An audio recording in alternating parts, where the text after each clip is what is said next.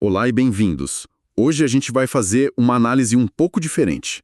A nossa fonte é um resumo sobre demografia, o que, assim, de primeira pode parecer meio acadêmico. Meio seco, né? Um monte de números. Exatamente. Mas a nossa missão aqui é transformar esses dados e gráficos numa história. Pensa assim, é tipo a biografia de um país. Como ele nasce, cresce, envelhece e talvez até comece a encolher. Tudo pelos números. Nossa, é uma ótima forma de ver isso.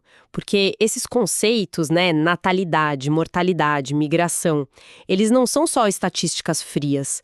Eles são um motor por trás das manchetes que a gente vê todo dia. Ah, com certeza. Quando se fala da crise da Previdência ou da expansão das cidades, a raiz de tudo isso está na demografia. Entender isso é, tipo, ter a chave para decifrar o agora e, mais importante, para começar a enxergar os desafios do futuro. Perfeito. Então, vamos começar pelo começo, pelo capítulo 1 dessa biografia. O que exatamente faz uma população crescer ou diminuir? Parece simples, mas a fonte mostra que é uma dança bem complexa entre três grandes forças. Ok, vamos analisar isso então.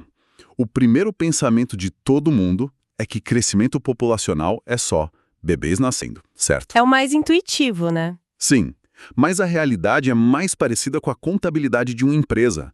Tem o que entra, o que sai e o saldo final. A nossa fonte mostra que com pessoas é a mesma coisa.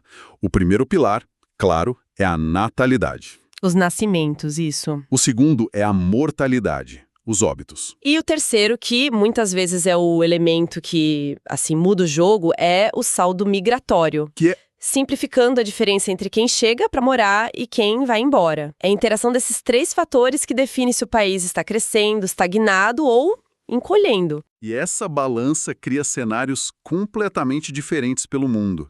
A fonte aponta para países com taxas de natalidade altíssimas. Sim, principalmente em partes da África subsaariana. A Nigéria é um exemplo clássico. Lá a população não só cresce, ela explode. E outro lado da moeda. O que acontece quando essa balança vira? O que é fascinante aqui é que esse outro lado já é a realidade de muitos países desenvolvidos. Pensa no Japão, na Alemanha. A fonte deixa bem claro, eles estão num estágio em que a natalidade caiu, nossa, drasticamente há décadas. E o resultado é: Uma população que envelhece muito rápido, com menos jovens entrando no mercado de trabalho para sustentar um número cada vez maior de aposentados. O crescimento não só para, ele pode virar negativo. exato, pode se tornar negativo. É um desafio econômico e social gigante. E a demografia já avisava isso há muito tempo. Falando em populações, mesmo as que não crescem, elas não estão paradas. Elas se movem. O que me leva a pensar no fator talvez mais dinâmico dessa equação toda: a migração. Como a fonte aborda esse fluxo de pessoas? Ela descreve a migração como o grande equalizador e, ao mesmo tempo, o grande disruptor. E para organizar o raciocínio, a fonte divide em duas categorias. Primeiro, as migrações internas. Dentro do mesmo país. Isso, é o movimento de pessoas dentro das próprias fronteiras. É aquela história clássica, sabe? O jovem que sai do interior para tentar a vida na capital. O famoso êxodo rural. Exatamente. E esse movimento, que a fonte até chama de uma curiosidade importante, é um dos principais motores da urbanização no mundo.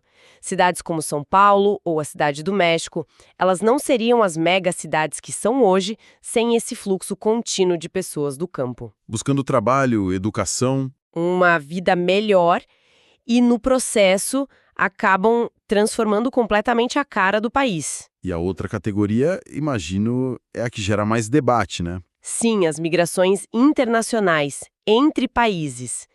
E aqui a fonte nos dá dois termos que são como os dois lados de uma porta. Imigração, que é a entrada, e emigração, a saída. Certo. O crucial, e o documento detalha bem isso, são os motivos.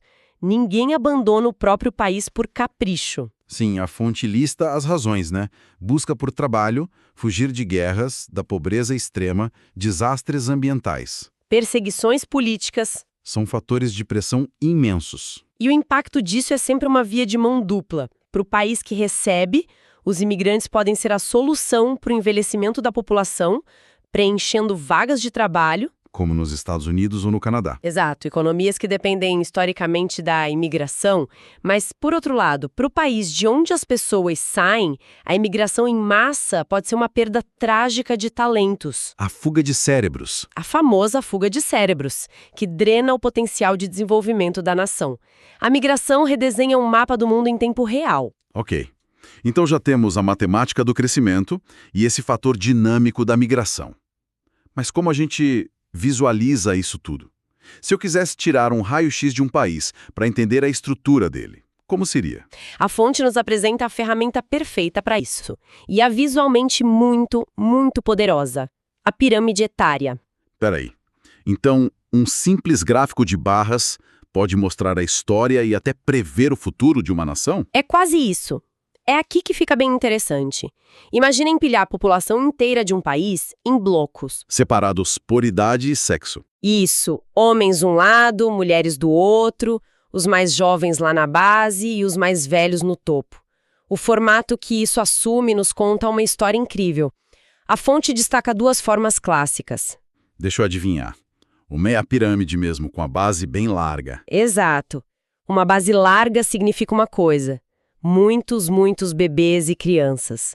É o retrato de uma população jovem em crescimento rápido, sabe? Típica de países em desenvolvimento. Tem uma energia de expansão. Total. Mas também de desafio. Como educar e depois empregar toda essa gente? E a outra forma? É o oposto. A pirâmide começa a perder a base e a alargar no topo. Às vezes nem parece mais uma pirâmide, vira tipo um prédio retangular ou Cogumelo? um cogumelo, perfeito. Isso é o sinal claro de uma população envelhecida. Poucos nascimentos lá embaixo e uma concentração enorme de pessoas com mais de 60, 70, 80 anos lá em cima. É o retrato da Itália, do Japão. E a aplicação prática disso é o que realmente impressiona. A fonte diz que governos usam as pirâmides para planejar o futuro. Então, quando um governante olha para uma pirâmide de base larga, Se conectarmos isso ao quadro geral, ele sabe que precisa, para ontem, investir em creche, escola, universidade. E ele sabe que daqui a 15 ou 20 anos vai ter uma onda gigantesca de jovens entrando no mercado de trabalho. e se não tiver emprego? A pressão social pode se tornar explosiva. A pirâmide é um mapa do tempo. E no caso da pirâmide com um topo largo, o alerta é outro. Ali é um alerta vermelho piscando para os sistemas de saúde e principalmente para a previdência social. A fonte é enfática nisso. O envelhecimento da população é o maior desafio para a sustentabilidade da aposentadoria como a gente conhece. A lógica é simples, né? Simples e brutal. Você tem cada vez mais gente se aposentando, recebendo benefícios e cada vez menos gente jovem trabalhando para pagar essa conta. Uma hora a matemática não fecha. A pirâmide não mente. Ela mostra a crise chegando com décadas de antecedência. Incrível! Então a biografia de um país está toda desenhada ali num gráfico. Já falamos do crescimento, da estrutura. Agora vamos mudar o foco do quem para o onde. A distribuição das pessoas pelo planeta. A fonte diz que ela é tudo menos uniforme. Nem um pouco. A gente tem áreas superpovoadas, que a fonte chama de formigueiros humanos, e tem os vazios demográficos. Regiões gigantescas onde não vive quase ninguém. E o curioso é que, mesmo com internet e trabalho remoto, os fatores que definem isso são quase primitivos. Totalmente. A lista da fonte parece tirada de um livro de história. As pessoas se concentram onde? Em áreas litorâneas, Pelo comércio, perto de rios, água potável, agricultura. em climas amenos. Basicamente, a geografia ainda manda no jogo. A tecnologia ajuda, mas não faz milagre. Ninguém vai construir uma metrópole no meio do Saara. Ou no topo do Himalaia. A fonte cita os grandes desertos, as regiões polares e as altas montanhas como os clássicos vazios demográficos. Por outro lado, mais da metade da população mundial vive a menos de 200 quilômetros do mar. No fundo, ainda somos guiados por necessidades bem antigas. Perfeito.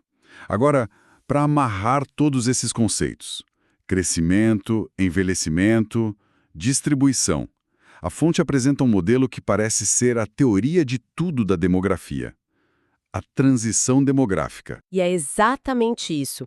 Isso levanta uma questão importante que a gente vem discutindo. Por que a Europa envelhece enquanto a África explode em população? A teoria da transição demográfica explica esse processo em 4 atos, ou fases.